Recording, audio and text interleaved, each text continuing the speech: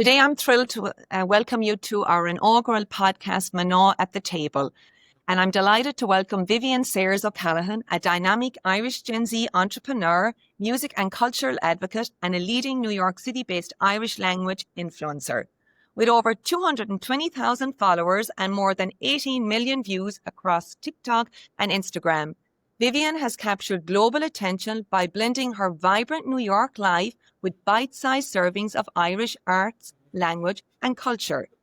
Now she heads VYV Media, a digital agency focused on brand growth, content strategy, and social media. She's also a producer and consultant, helping businesses and individuals bring their stories to life through creative video content. Vivian, Kate Mila Falcha. You're Mila Mahagat, Martina. Thank you for a beautiful, fantastic introduction. Well deserved. And we couldn't think of a better person to kick off the podcast Manaw at the Table. So thank you again for joining us. So we'll get stuck in. So I mean, I do follow you on Instagram, and I'm a newcomer to TikTok. But take us through going from rural Ireland to the New York Post. Wow. I know when I got the New York Post coverage, I said, well, now I can stop everything. I've made it. Happy days. So, gosh, well, I'm originally from County Cork, but I'm also a Kerry woman, which makes GA matches a small bit difficult at home. So I grew up on a lovely farm in North Cork, and I went off to boarding school then on the Dingle Peninsula for 5 years, which is where my mother's side of the family is from, and where the Sayers name would come from there in my name. And it was while at boarding school, my love for the Irish language really, of course, bloomed, because I was in an complete Irish immersion a high school, as we'd say over here, or a secondary school. So I was studying mathematics and literature and English and music and business and all biology, even physics, all through the Irish language. And of course, when you're that involved, you become fluent quite quickly, or so you're forced to. So I finished up there, and it was at my time in Coláiste Ida. It was called that. I started voice training with a fantastic teacher. So what did I do? I got very high points on my leaving cert, and the parents and the family then said, great, she'll go off and she'll be a doctor, she'll be a lawyer, typical Irish mentality, she'll be a teacher. And I said, no, lads, I'm going off to do music. And it was only very recently my parents said to me, we are delighted that you did music, because we said to each other, at least she'll never work a day in her life because she'll be doing something that she loves. And that's what I did for the next 4 years. I did operatic voice training. I originally started as a violinist. So a joke in the classical music world is that I'd have the two worst personalities, a string player and a soprano, but we're making it work. And I finished there at the Cork School of Music. And it was in my senior year, or my 4th year at home, that I said, gosh, I'd love to be in the US. And at the time there, I also had a voice training teacher who had studied at Juilliard. And it was upon first or second meeting, he looked at me and he said, you need to be in America. And I never understood what that meant really at all till I got here. And the second I stepped foot in New York, I was like, oh yeah, this is the place for me. So I finished my senior year in Boston, and in a beautiful college, Seaside College, Endicott College was the name of it. And it was straight after that I got accepted into a fantastic program by the name of the Mountbatten program, which would be a familiar name on both sides of the pond. But it's a fantastic program that gives you free accommodation. They give you a visa. They give you a role placement in New York City. So I said, great, I'll do that for the next 18 months. And it was during my time then I started my social media and exploring life on the socials, essentially. And it was July 2023, somewhere around there, I started. And since then, I have over 100 million views and 250,000 followers. So I'm very fortunate that the Irish and the Irish American and the American community on this side of the ocean have supported me so much through my Irish language, culture, music focused short form videos and content. So apologies, that was a very long spiel. You got my entire life story there. No, It's fantastic. And then I just to go back a little bit, Vivian, for you're what, 24? Is that 24? I am, yes. Very, I 24. feel ancient. Yeah, no, not at all. But people your age in Ireland, they're figuring out, should I go to, would I think about going to Australia? Would I think of, America, Canada? So, what was the real draw? I know you talked about Julia, but what was the real draw, like the real draw for you to come to America? The real graw, well, it started, you know yourself when you're watching all the movies and the TV shows at home, and they paint this glamorous, romanticized, vision of living in New York City. And of course, once you see that, how do you get rid of that besides coming here? Now, being like a musical theatre and a singer and a jazz singer and an opera singer, I said, well, there's nowhere else in the world for me to be, either Vienna or the Paris Opera or New York City. So, but what drew myself to it on a really personal level, though, was the ambitious people that I saw here. At home, I was always going out of my way to be deliberately busy all the time. Like during my Bachelor of Music, that's kind of when my social media career started. I started my own houseplant interior design consultancy. So I started importing houseplants from Scandinavian, from Holland, from the continent, and selling them online, because I realized that there was really nowhere during COVID doing mail order plants, which of course is the most random product to be selling. But as I like to joke and say, nobody had anything better to be doing this during COVID besides buying plants and animals. So I always had a big graw for being busy, reaching for the stars for the next biggest thing, and what's bigger than New York City, So I saw other people here exactly like me, and once I came, I said, this is the place for me. So you always had that entrepreneurial spirit from a very young age. That's it. I was really fortunate. My parents, my two parents are both entrepreneurs. My dad runs a company where we adapt cars for people with disabilities. So if you were to lose, movement of your legs or one side of your body, we'd adapt the vehicle so you could drive from your wheelchair. So that's always been in my life. And my mother then is a project manager and a veterinary I'll get all the wrong words here now, but we'll say a vet. And and we have a farm. So I've always been around the hardest working people. Okay. And I was very lucky to get some of those genes. No, for sure. And then I love that they didn't box you in. They allowed you to be you. That's it, exactly. I'm so fortunate. Maybe then, Vivian, we'll kind of fast forward to present day and to the Irish language, the work you're doing for our culture, our heritage, and how all that transpired. Yeah, so it was during my time in Boston, of course, as you guys would know. It is so highly concentrated with Irish community and Irish American community. And while engaging with other students and kids my own age, I think it was 20 or 21, I moved over. I was 20 because I remember I wasn't allowed to have a pint when I first came, and I was distraught. But I became the Irish girl, which I was delighted to be. I said, great, I've one USP, one unique asset and perspective for myself over here. So I'll dig into the Irish thing and see what happens. But people would notice the accent immediately, and it became really, really clear to me that the conversation around the Irish and the Irish community was not exactly the narrative that I'd heard before, or a narrative that I knew, or in Ireland that I knew exactly. So typical stereotypes, the drinking, the fighting. Oh God, and if I hear the word potato famine one more time. So I kind of, it kind of crushed me a small bit, in that people are very familiar with the famine, okay, and then we get to 1916 and 1922, and they know about England and Ireland and all that stuff, and they know about the Troubles, but they know nothing else about us. So I was like, I need to change this narrative. I need to educate people. And I found myself, when they say, oh, tell us about the famine or something like that, I'd actually come out with, well, instead, I'm actually going to tell you about the Irish language. Do you know that we have our own language? And they would be speechless, or they'd say, oh, Gaelic. And then I'd get to have my whole fun conversation with them and tell them more about who we are.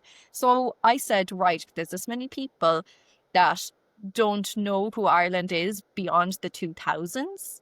Then here I am. There's the white space for me online. Here's some a way to kind of educate and to make accessible videos via TikTok and Instagram, and that's where I started.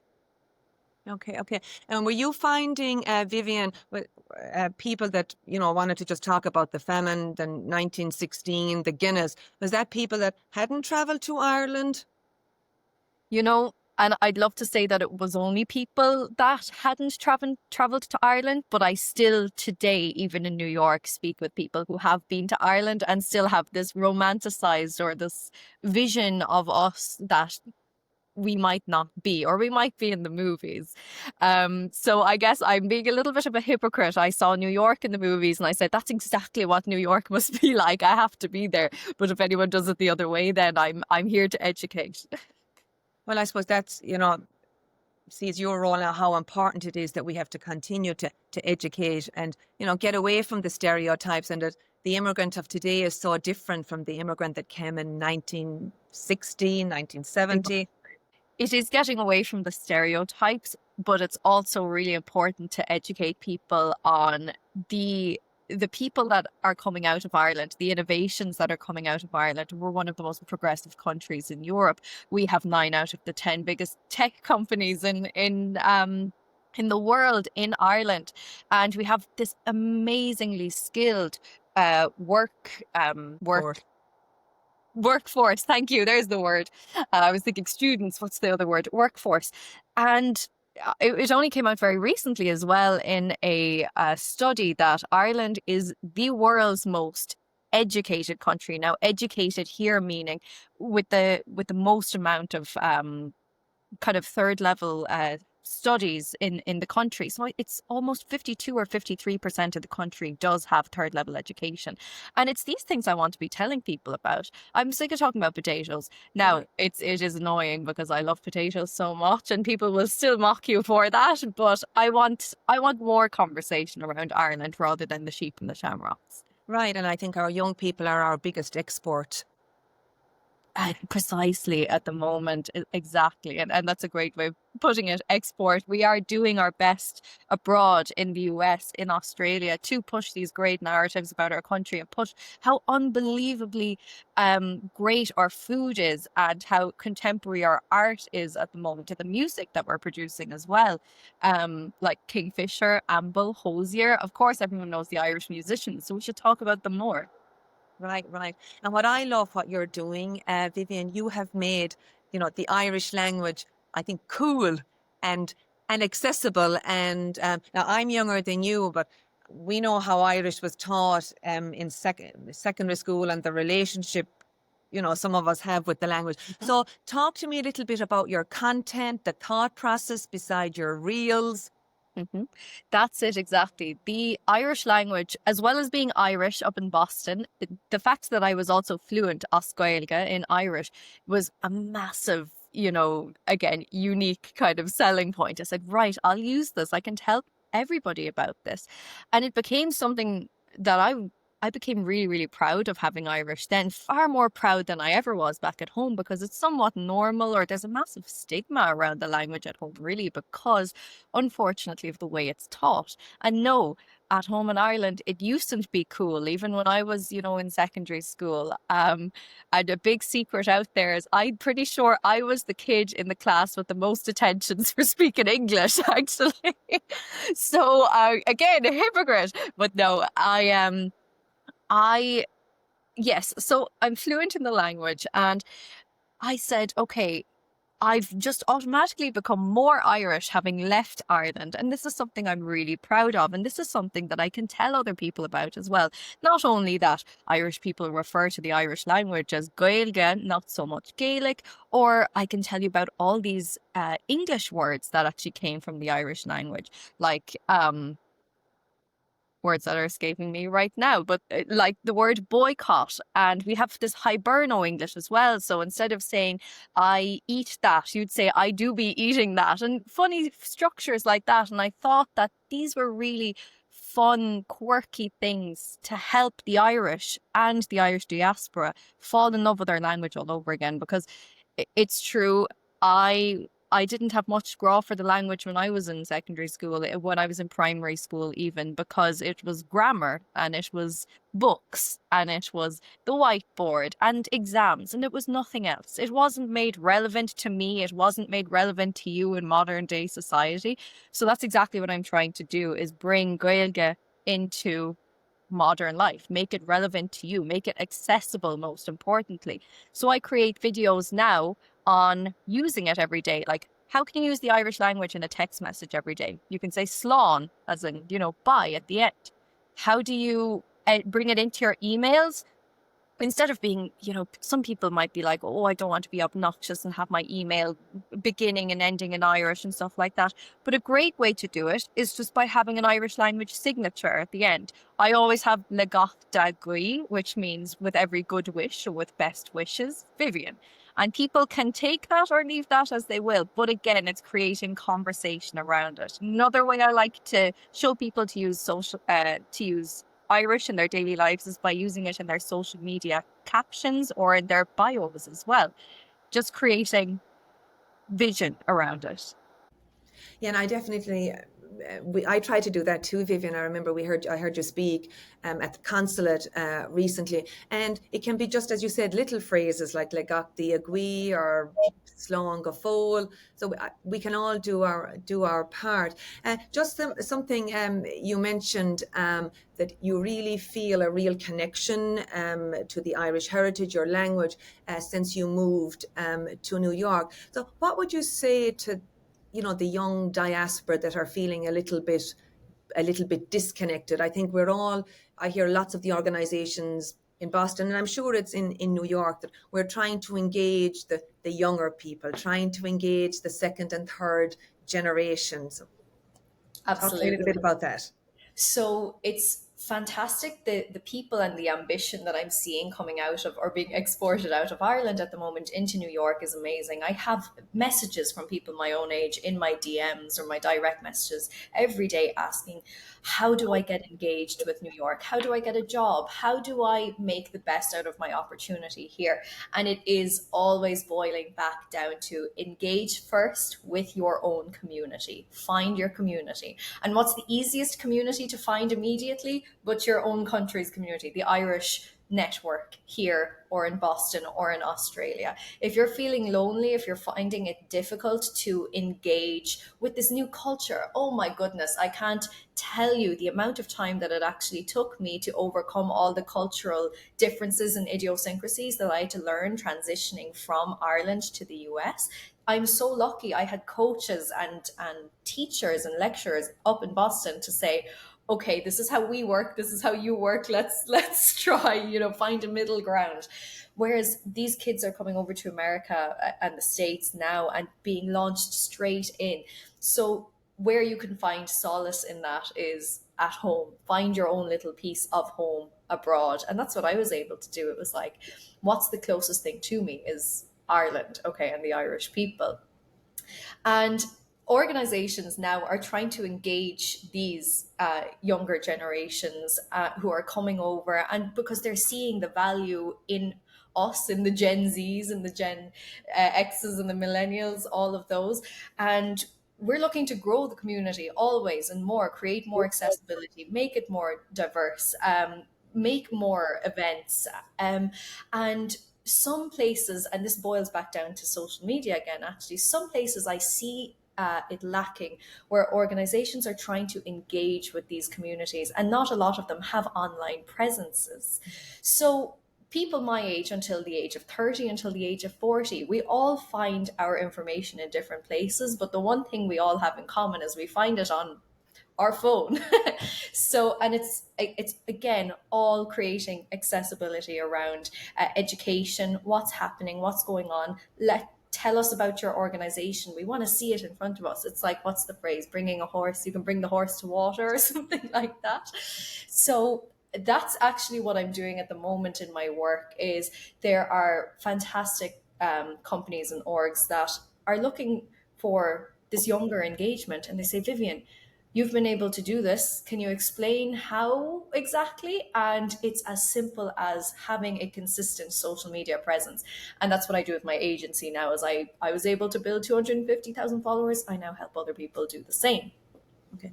So talk to me a little bit now. You mentioned your agency. Talk to me a little bit about your agency and your current work.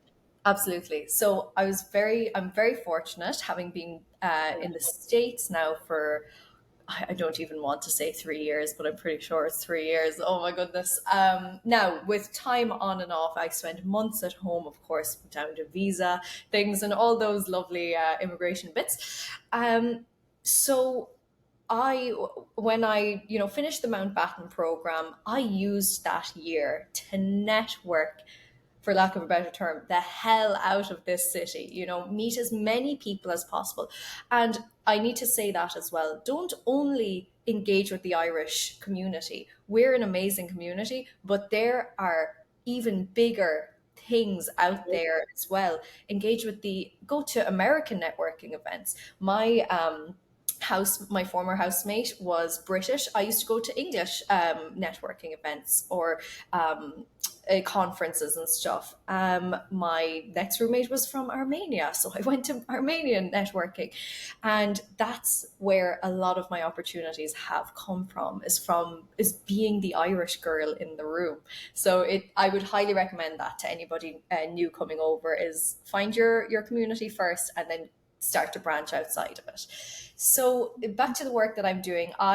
The current work that I'm doing, I am a marketing executive for a live entertainment and music focused marketing agency. So I was so fortunate then to marry my two biggest passions in life, marketing, digital media, social media, and music. So I've been doing that for since the beginning of 2025. But of course, being the entrepreneur that I am, I can't sit still. I'm constantly buzzing. I think one might call it undiagnosed ADHD of some kind, but I just can't stop. So I said, right, I have this fantastic base now, and I have this fantastic knowledge. How do I use this, and how do I, at the end of the day, what we all have to do, monetize off of this? So I started my own social media agency, and essentially what that is if you're a person, if you have a personal brand, if you're an agency, if you're a company, if you're an organization, and you haven't an iota where to start with the socials, I'm the first lady you can call there. I will build it up from foundation level. I do social media management, and my team does social media management. So if you need consistent posts up there 3 or 4 times a week, my agency is the agency you call. Or simply you just need a meeting, you need to speak with a social media consultant to answer your questions. Those are things that I do. And then I also do social media production. So I'm not necessarily on the social media page itself, but what I do is I take short form videos for people in order for them to then post on their page. So I'll go to events, I'll go to bars and restaurants, and the rest of my team will edit them and then send it off to the client, and happy days. They now have short form videos for the next month that they can keep building their audience and targeting their audience online then. So all around, just a general social media agency that'll tell you everything about Instagram, Facebook, and LinkedIn. Yeah. And so I think people don't realize social media takes so much time. So it's great to have someone that knows what they're doing. And that's the thing I'd love to tell you, because I know what I'm doing in inverted commas. I'd love to tell you that, yes, I've quick and efficient ways of doing everything, but my goodness, I produce videos that are not even 60 seconds long, and you're looking at about 3 to 4 hours of editing, script making, recording, and then getting it off, speaking about the brief, doing a review afterwards. social media is probably the most time consuming things ever, and isn't it a shame, because we spend all our times in the phones then.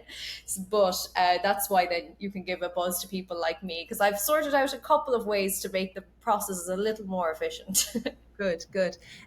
Now, you spend a lot of time on social media, and we hear lots of talk about screen time. Social media can be such a toxic place. How do you balance that? How do you unplug? Unplug. That's a great one. I'm very fortunate to have an amazing partner who, the second I see him, I'm like, grand, switched off. So very fortunate that way. But honestly, my real creative outlet and my real outlet is going to the opera, going to Carnegie Hall. There's nothing. I know that I'm meant for music in life at the end of the day, and whether I get back into conducting, whether I get back into this singing, that's something that I hope to do. But the reason that I know that is because I get goosebumps every single time I'm in a hall with live music, and whether that's classical music or jazz, like I mentioned earlier, or one of my favorite genres, heavy metal, which you wouldn't think. I would never have thought. Me and my dad traveled to Germany. You heard it here. I have to stop. Everyone, you heard it here. I know. I hope the New York Post picks this up. No, honestly, I know it's my favorite. Like, that's genuinely my outlet, is like driving the pickup truck from New York City out to Long Island, blasting. There's a great heavy metal German rock band called Rammstein, and they are my go-to for stress relief, or the gym. So and yeah, all the time back to music when I need to unplug, really, because it makes you forget about all the other things. Oh, it does. And it brings me to another world. And I'm so fortunate at the moment to actually. I used to study Carnegie Hall. I used to study the Met Opera and the Met Orchestra and the New York Philharmonic when I was back in university. And I got a call from Carnegie Hall a couple of weeks ago, and they said, we have a Martin Hayes, the greatest fiddle player of this generation, is coming to Carnegie Hall next March, and we want you involved. So big announcement coming there soon. So it's like, and that's already given me goosebumps, like the thought that I get to be involved in music, but also do this social media stuff on the side and work with these organizations that I have dreamed of only working with. And it all just comes together in New York, because this place, the opportunity is endless. Yeah, and it really is, and it's really the city that never sleeps, right? Yes, and the people that never sleep. And the people that never sleep and are always thinking. I can't help but notice your back. It's a little sparse, your backdrop today. So did you just tell me? Did you just move? I did indeed, yes. Well, you're lucky the computer isn't turned the other way, because you'd see my bed and my boxes and my couch. And it's so funny. I was actually going to take this meeting sitting on an Amazon box because I've no chair. I'm lucky I have a table. So, but I'm so lucky. Someone next door actually had a little stool that I'm currently on. So oh my gosh. I was a bit weird actually about the moving. I am very picky about my environment. I am very high energy always, and I need a high energy environment. Again, when I came to New York, I was like, that looks like the place that will give me the buzz that I need. So instead of signing a lease immediately, I did a bunch of short-term sublets and short-term leases all around the city in completely different areas to see what felt like home. And now I've finally settled in the area that feels good to me. It's central. It couldn't be any more central, and just a hop, skip, and a jump from Central Park as well. Another place that I love to unplug. But I'm sure it must be, I don't know, so cool, so rewarding having your own apartment in Manhattan. It is. It feels like it, because I always just dreamed of that since, I was 16, which is like 8 years ago now, which is insane to think. But I would just think of living in a beautiful apartment in New York. And I know it's only going to grow and get better and bigger from here. I'm always about manifesting, putting the positive image into your life to see what energy that will then bring you in the future. And total big believer in good karma as well. You put good out there and you do good for other people, it will come back to you in leaps and bounds. And this, I feel like, is just my first step in this new chapter. So I'm very excited. And I'm mostly excited because the building has a gym, and I'm so sick of not being skinny. So I'm going to work on that the next couple of months. I'm the biggest I've ever been. And I'm like, girl, you've got to fix this. I'm very excited for you. What does your mom, your friends, I mean, what are they thinking in Ireland? What are they saying? That's it. Oh, they all think I'm crazy, but they always did, and that's why I have the best friends that I do. I have four close best friends that are my ride or dies, and it's great because it's always the crazy people that are like gravitated towards each other, but we all have these amazing leveled kind of personalities where I'll be psycho in one sense and they'll be psycho in another sense, and then we'll balance each other off. So they think I'm crazy. They don't understand why I want to be in New York whatsoever, but they have always trusted me. They always believe me. And my best friend in the whole world, her name is Jess, and I met her in boarding school in Coláiste. We shared a room for 5 years together, so we know each other way too well. We are each other. We just are the same on so many levels, but also incredibly different. She's actually from London herself. And she came over to visit me in New York. She had no interest in the States, no interest in New York whatsoever. But she said, Viv is over there, so I have to make this happen. She came over to visit me then, and it was only last October she did. And it was a perfect timing because I was speaking at the Irish American Partnerships Young Speaker Series at the Harvard Club the University Club on Fifth Avenue, and which I was so honored to be part of. It was my first panel ever, and it was a huge deal for me. And I brought her along, of course, and she wouldn't be interested in those things too much, but she actually started crying at the end of it. She was like, Viv, I'm so proud of you. And to hear that from your best friend, who's always going to bust you, who's never going to really tell you how they really think, because, we're both tough cookies. She sat there and she was like, I knew that you'd get to this someday, but I'm so excited to see where you go now. And she just like teared up. And I said, well, I feel like I've really made it now, because that was a really important moment for me.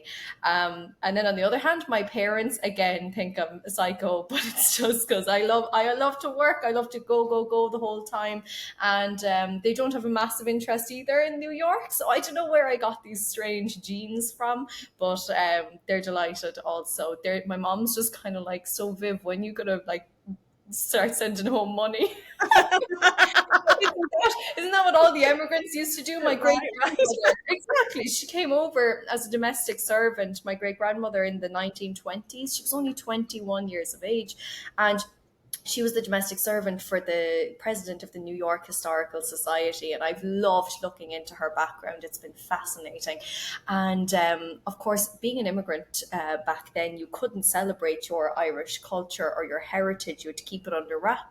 And you were here and here only to make money and to send it home. And that's what happened. So now my mom's joking. She's like, when am I getting a paycheck? When are you buying me a house? I said, when I can buy myself a house or even an apartment. We're tiny steps. Oh, that's too fun. Okay. But don't you think, I mean, your great grandmother paved the way, I mean, for you, and you're, I guess, standing on her shoulders now. That's it, exactly. And that's how I feel.